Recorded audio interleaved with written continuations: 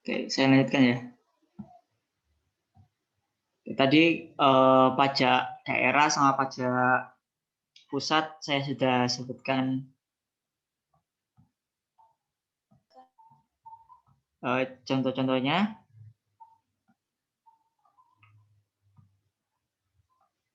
Saya lanjut ke slide selanjutnya.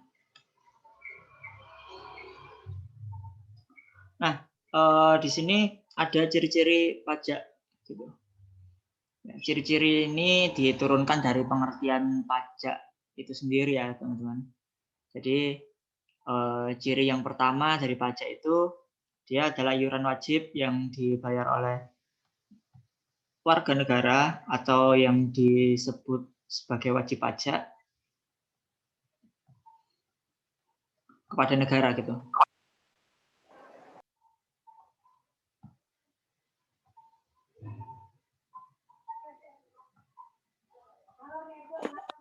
Dibayar oleh wajib pajak kepada negara. Jadi warga negara yang wajib untuk membayar pajak itu dinamakan wajib pajak, teman-teman. Dan dia menjadi subjek pajak.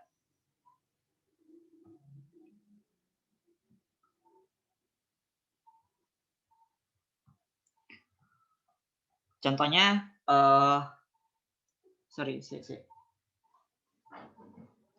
kalau kalian udah menjadi wajib pajak, itu kalian nanti dapat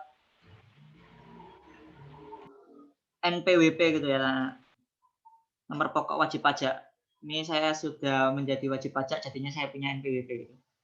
Ada nomornya, jadi saya tutupi. Nanti jadi kalau kalian udah umur 17 minimal ya, dan misal kalian kerja atau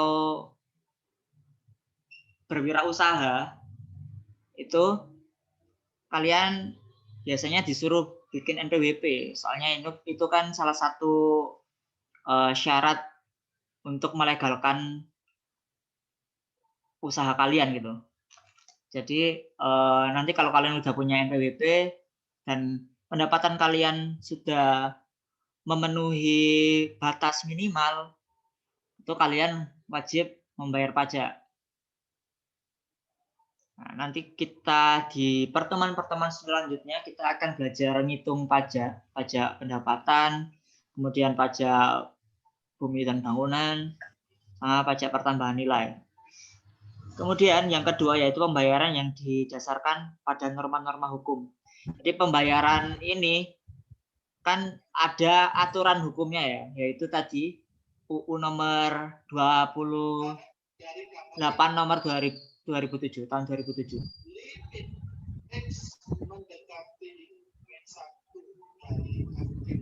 Kok ada suara nyesot gagah?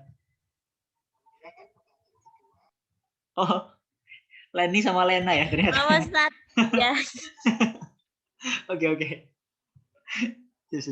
Tak kirain ada yang muter siaran ulangnya Ustadz Gagah. Yang ketiga yaitu sumber pembiayaan pengeluaran kolektif gitu. Kan pajak ini kan tadi salah satu dari penerimaan negara ya, 80% penerimaan negara. Karena dia udah masuk ke penerimaan negara, maka duit ini akan diputar oleh negara untuk membiayai kegiatan pembangunan di negara tersebut gitu. Untuk memberikan subsidi, kemudian melakukan pembangunan dan lain-lain. Makanya dia ciri-ciri pajak ini sebagai sumber pembiayaan pengeluaran kolektif. Sorry ya, ini saya banyak tiponya. Yang keempat yaitu sarana meningkatkan kesejahteraan umum. Karena salah satu fungsi dari pajak ini juga distribusi, maka dia pajak ini didistribusikan kepada masyarakat untuk meningkatkan kesejahteraan masyarakat itu sendiri gitu.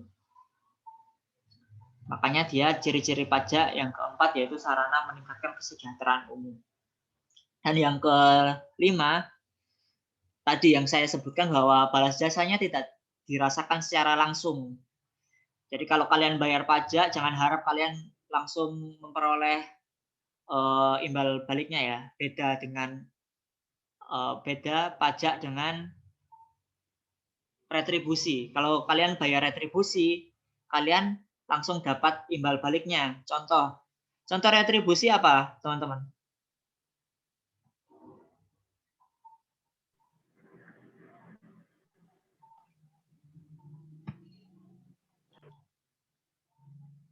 Sorry, siapa? Fikri.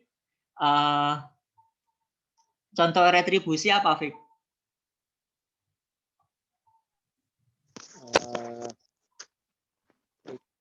Apa? Bentar. Ya. Searching dulu. Nggak searching saya. Mengingat. Ya, yang lain boleh dibantu yang bisa menjawab.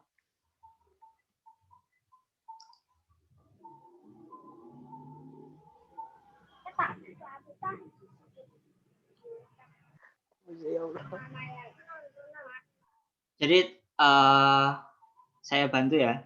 Jadi kan kalau pajak itu dia iuran wajib yang dia balas jasanya itu nggak dirasakan secara langsung. Sedangkan si retribusi itu juga pembayaran wajib dan dia duitnya juga masuk ke kas pemerintah. Namun balas jasanya itu dirasakan secara langsung. Contohnya, kalau Fikri main ke Taman Bungkul, kemudian kamu naruh sepeda motor. Nah, itu kan disuruh bayar parkir ya. Suruh bayar parkir. Kalau parkir resmi ya. Kalau parkir resmi kan kalian dikasih kartu parkir itu ya, harganya 3.000 kayaknya Surabaya sekarang. Yang kartunya warna merah atau enggak hijau. Nah, itu adalah salah satu bentuk retribusi. Jadi kalau Fikri membayar parkir, itu berarti Fikri membayar retribusi ke Surabaya. Dan itu kan jasanya langsung dirasakan oleh Fikri ya. Sepeda motornya Fikri dijaga oleh Pak parkirnya, petugas parkirnya, dan duitnya Fikri masuk ke kantong parkirnya gitu. Nah, itu yang salah satu dinamakan retribusi. Kan itu jasanya langsung dirasakan ya. Beda sama kalau bayar pajak. Kalau bayar pajak duitnya masuk ke kas pemerintah dulu. Kalau ada pembangunan baru dia dikeluarkan dan kita baru merasakan manfaatnya itu ketika pembangunan itu sudah kita rasakan. Nggak secara langsung kita dapat manfaatnya gitu. Tadi siapa? Ibat tadi tanya di chat ya, Bat. Ada Ibat nggak? Iya, Ustaz. Kamu tadi tanya apa, Bat? Saya lupa.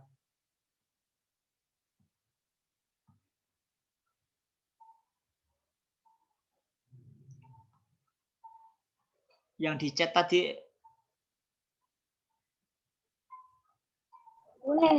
Lupa saya. Lupa.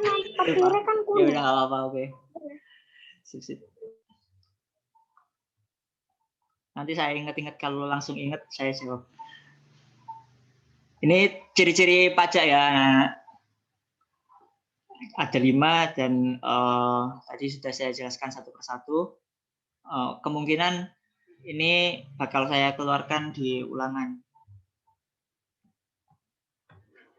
Nah, selanjutnya di pajak itu kan ada subjek pajak, kemudian objek pajak, dan tarif pajak. Kita bahas satu persatu. Subjek pajak. Subjek pajak itu siapa? Nah, subjek pajak itu adalah kita, masyarakat yang sudah memenuhi persyaratan minimal harus membayar pajak. Ini sesuai Undang-Undang Nomor 28 Tahun 2007 ya. Jadi subjek pajak itu bisa disebut atau dikatakan nama lainnya itu wajib pajak.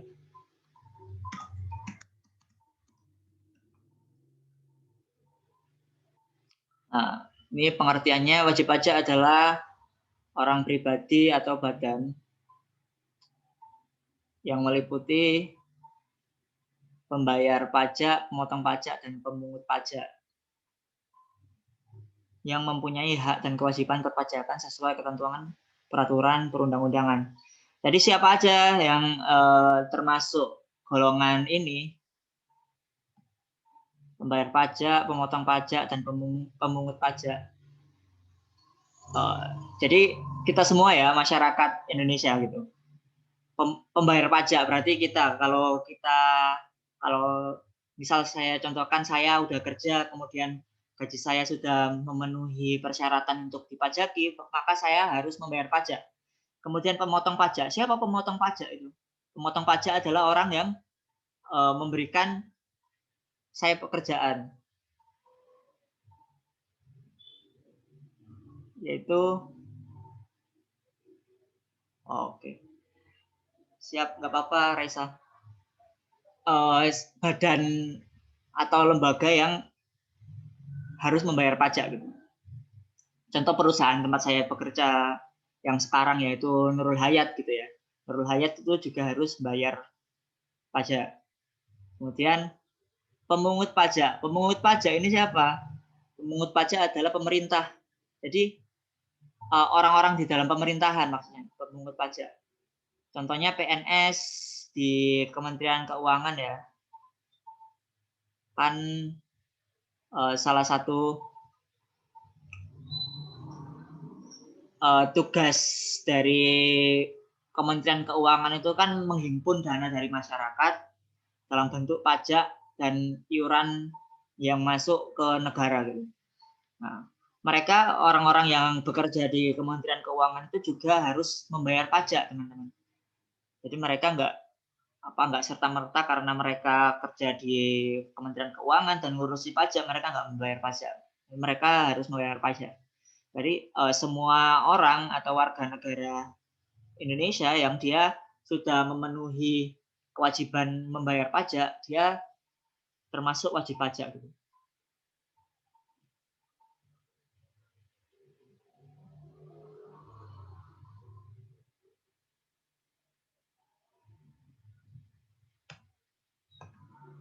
Ustadz, gimana kalau seandainya kita kerja tapi kita belum memenuhi syarat minimal wajib pajak, berarti kita masih nggak apa-apa nggak bayar pajak, kita nggak terhutang pajak gitu. Yang menjadi masalah adalah ketika kita gaji kita udah tinggi tapi kita nggak bayar pajak, maka itu akan menjadi beban negara, menambah beban negara gitu.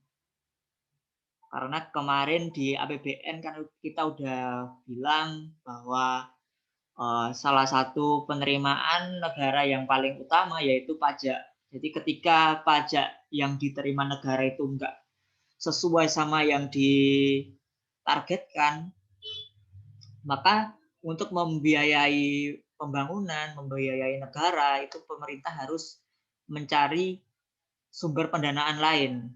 Sumber pendanaan lain kemarin ada banyak, yaitu salah satunya utang ke negara lain, utang ke masyarakat, dan itu tentunya nanti di masa-masa yang akan datang itu juga harus dibayar, dan cara bayarnya ya kita harus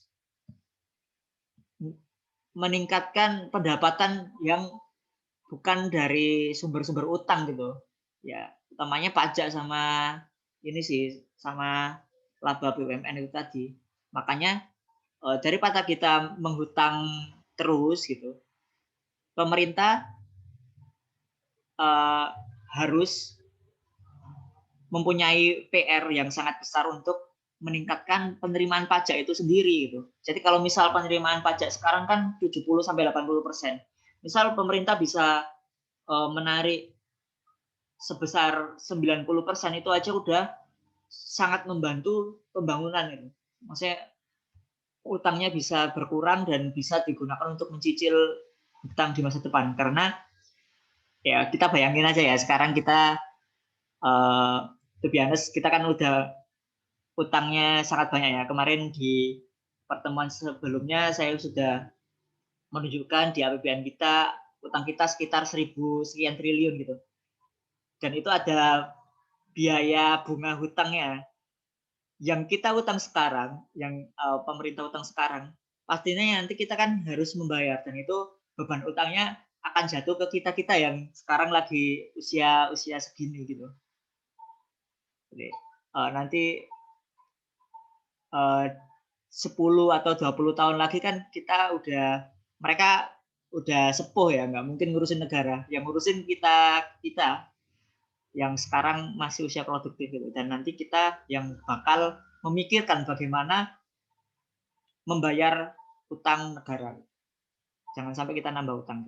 Makanya penting sekali kalau kita udah punya penghasilan dan kita udah memenuhi syarat membayar pajak, kita membayar pajak gitu. Saya lanjut ke slide selanjutnya.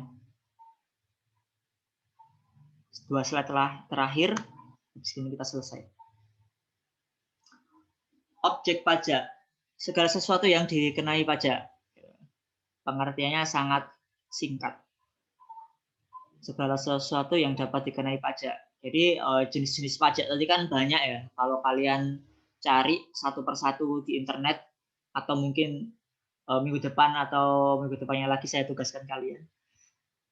Ini kan jenis pajak ini kan ada yang di tingkat daerah, ada yang di tingkat pusat gitu. Kalau di tingkat pusat tadi ada pajak penghasilan. Berarti kalau pajak penghasilan, objek pajaknya apa?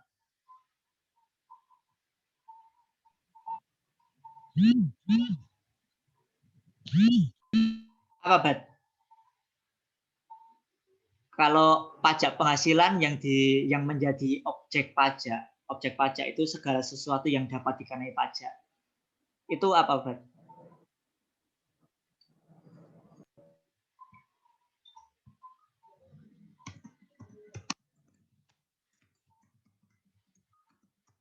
Pajak penghasilan.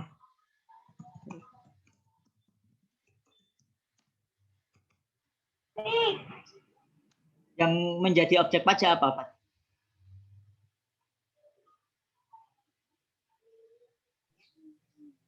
Gimana, Dad?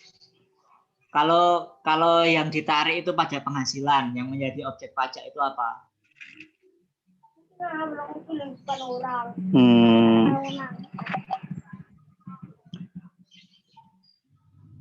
Itu, Dad. Kayak apa? Kayak gaji gitu, Dad. Ya, benar ya. Pokoknya segala sesuatu penghasilan ya, gaji, laba perusahaan, dan lain-lain. Pokoknya yang berhubungan sama pendapatan. Kalau pajak bumi dan bangunan,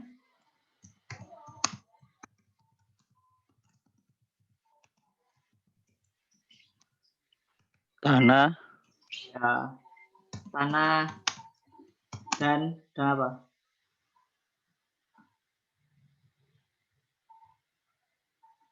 Dan bangunan dong.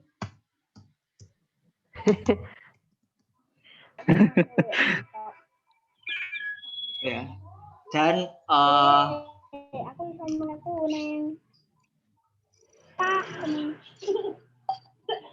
Pokoknya kalau kita ngomongin objek pajak berarti segala sesuatu benda atau zat, Masya Allah, zat yang dia dikenai pajak gitu. Kemarin ada isu terkini tentang perpajakan kemarin yang tapi udah dibales atau udah dikonfirmasi oleh Bu Sri Mulyani. Kemarin kita mau dikenakan pajak pertambahan nilai dari pulsa dan paket data, teman-teman.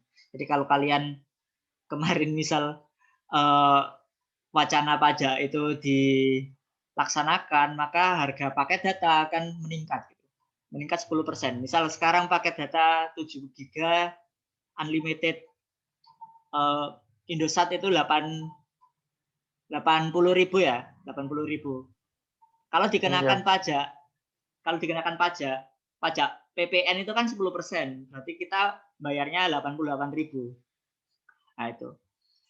Tapi itu kemarin udah dibales atau udah dikonfirmasi sama Bu Sri Mulyani bahwa itu berita hoax, nggak benar. Kemudian minta di demo tadi itu. Ya itu sih kayak nggak masuk akal sih sebenarnya kalau ngasih PPN ke sana. Apalagi sekarang kondisinya kayak gini sih. Mungkin kalau kondisi apa normal bisa dipertimbangkan ya. Tapi sekarang kondisi lagi krisis gini, kalau pemerintah masih mengenakan pajak yang untuk barang-barang yang menjadi kebutuhan umum, apalagi sekarang kan daring semua ya, otomatis paket data, kebutuhan internet dan lain-lain itu menjadi kebutuhan pokok kita. Kalau kebutuhan pokok kemudian dipajai, maka itu nggak sesuai sama undang-undang dasar kita juga. Makanya itu kemarin banyak pendapat yang mengcounter hal tersebut, tapi itu sudah dibalas atau dikonfirmasi oleh Bu Sri Mulyani bahwa itu adalah berita yang nggak benar. Oke, kita lanjut ya. Itu objek pajak, kemudian kita ngomongin tarif pajak. Tarif pajak yaitu merupakan dasar pembebanan besaran pajak yang wajib dibayar wajib pajak.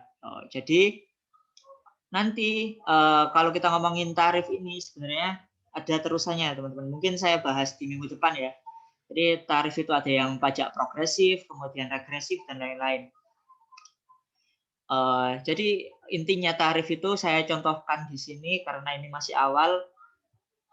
Misal saya contohkan tadi pajak pertambahan nilai. Pajak pertambahan nilai itu kan 10% dari total pembayaran ya. Saya contohkan misal kalian ke resto gitu. Resto apa ya? Holy Smoke. Ada tahu Holy Smoke? Holy Smoke itu restoran steak ya, steak, makanan daging-dagingan gitu. Dia cukup mewah dan harganya mahal-mahal gitu. Dia dikenakan PPN 10% lah. 10% ini adalah tarif pajaknya. Jadi misal tadi si Sayid mentraktir teman sekelasnya ke Holy Smoke gitu. Kemudian ternyata habisnya 10 juta gitu. 10 juta kali 10%, nah itu besaran PPN yang harus dibayarkan oleh Sayid. Dan itu nanti ditambahkan di struk pembayaran ke restoran tersebut. Atau nanti kalau kita ngomongin PBB, pajak bumi dan bangunan, itu kan tarif pajaknya berbeda-beda tiap daerah ya, tiap kabupaten kota. Tentunya Surabaya, kemudian Gresik, Sidoarjo, yang daerah-daerah dekat Surabaya, itu tentunya harganya sudah sangat tinggi ya. Soalnya ada yang namanya nilai jual objek pajaknya di Surabaya itu sangat tinggi, sudah besar gitu. Makanya tarif pajak di daerah-daerah tersebut juga lebih tinggi dibanding daerah-daerah lain. Misal daerah Jawa Timur yang agak ujung sana di Pacitan atau di Ponorogo gitu. Kalau setahu saya TBB di rumah saya itu 5%. Gitu. Oke. Nah, ini yang dinamakan tarif pajak. Tapi nanti minggu depan saya akan lebih mendetail lagi, kita belajar tentang pajak. Jadi tarif pajak nanti ada dikelompokkan Ada yang tarif pajak regresif, progresif, dan tetap gitu.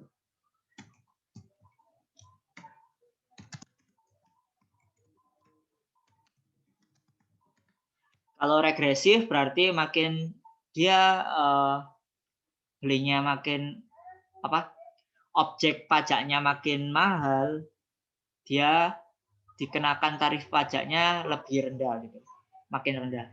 Kalau progresif, makin besar objek pajak, makin besar pembayaran pajaknya. Kalau tetap berarti dia ditentukan dari awal. Contohnya tadi kalau tetap berarti PPN ya. PPN itu 10% di mana-mana. Kamu beli di restoran Holy Smoke tadi yang harganya sangat mahal juga 10%. Kalau beli di ayam nelongso juga 10%. Oke. Baik, sampai sini ada yang ditanyakan anak-anak? Masih ada beberapa menit. Kalau ada yang ditanyakan, baik terkait perpajakan ataupun yang lainnya.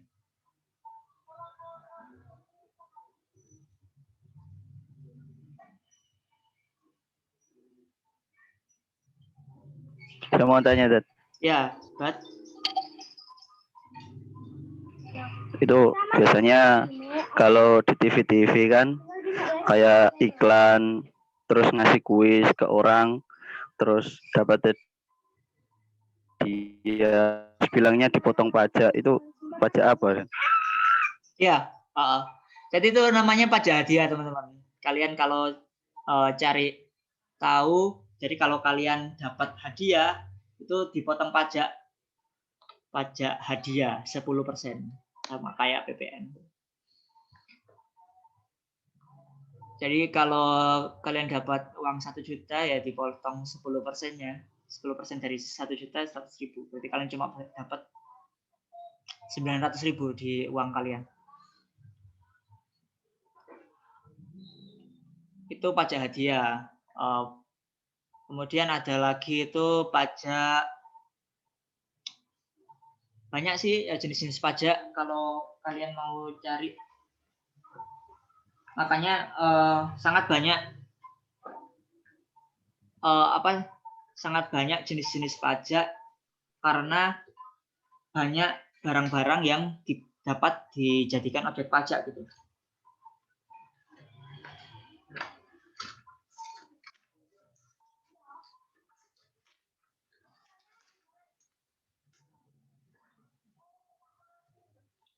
Termasuk bunga bank itu juga sudah dipotong pajak anak-anak. Kemudian kalau kalian main saham gitu, kalau main saham itu kan dapat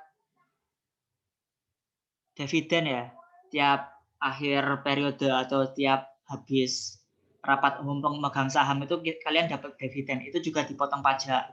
Kemudian kalau kalian main saham lagi, kalau main saham dan misal kalian melakukan pembelian itu juga ada pajaknya.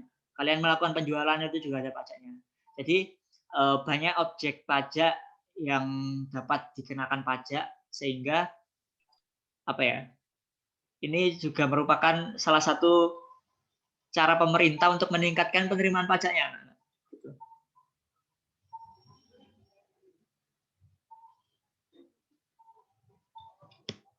Oke. Ada yang ditanyakan lagi?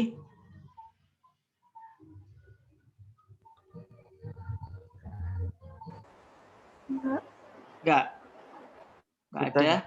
Sudah. Siap-siap. Oke. Baik, saya stop share screen. Baik, lumayan rame ya, ada 17 orang. Baik, sebelum saya tutup, seperti biasa di akhir pembelajaran, saya ingin mengabadikan momen. Bisa tolong dinyalakan kameranya masing-masing, anak-anak.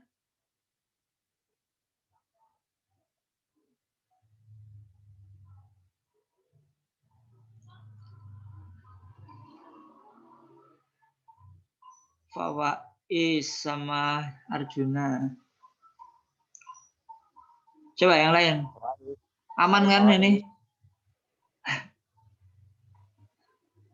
Fawaiz. Apa sih, Bik? Apa sih, Bik?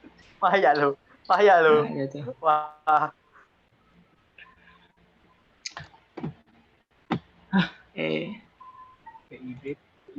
Silakan yang bisa menghidupkan kameranya dihidupkan. Yang berhalangan. Berhalangan.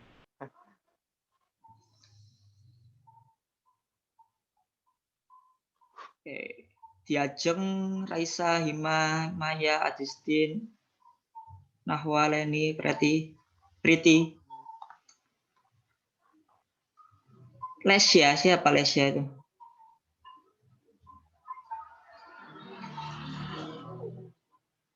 Siapa ini ya Lesya ini? Sayid. Oh, Alicia.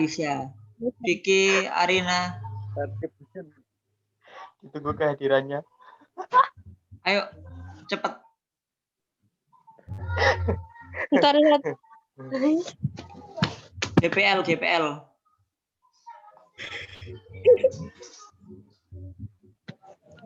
Ibat di rumah makin putihan ya, Bat? Waduh.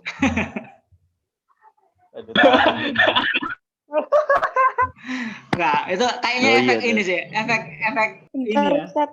Ya. Tinggal 2 tadi Nahwa izin nggak bisa. Itu diajeng sama siapa? Tiba. Ya turun ngantuk ya. Burung. Dulu. Ayo Vicky, Oh, gila. Alicia.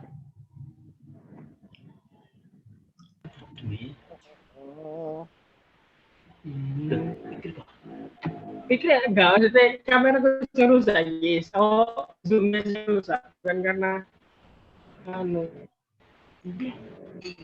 Oke. Saya screenshot sekarang ya. 1, 2, 3.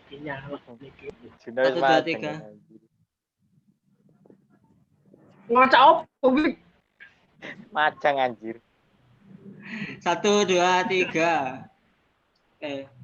Terima kasih anak-anak sudah hadir di pertemuan pada pagi hari ini. Semoga apa yang saya sampaikan bisa kalian terima dengan baik. Dan sampai berjumpa dengan saya minggu depan. Semoga kita segera ini ya dipertemukan kembali. Amin. Oke, kita tutup dengan bacaan doa kafaratul majelis. Subhanakallahumma bihamdika. Subhanakallahumma wa bihamdika.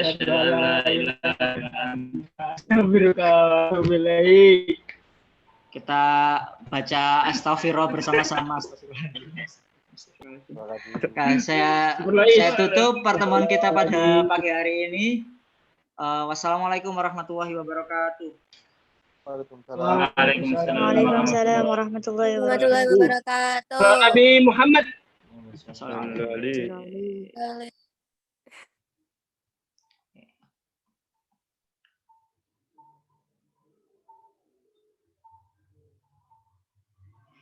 Arjuna jadi ini Tajun, jadi buka rekening saham. Iya, pakai binomo saya. Pakai binomo. Binomo itu bukan saham lo ya. Jangan salah lo. Iya, apa trading. Trading. Enggak jadi saham. Trading Saya duit. saham dulu. Trading duit. Iya. Iya. Jun, tak bilangin. Hentikan. Iya, paham saya sudah berhenti kok. Nggak usah Arjuna, Tad. Oke, siap. Kalau saham masih nggak apa-apa. Kalau itu emang nggak boleh ya. Kalau saya kasih tahu Kalau pakai VTube gimana, Tad? apa? VTube. Saya nggak tahu ya. VTube itu apa? VTube itu gimana cara bekerjanya?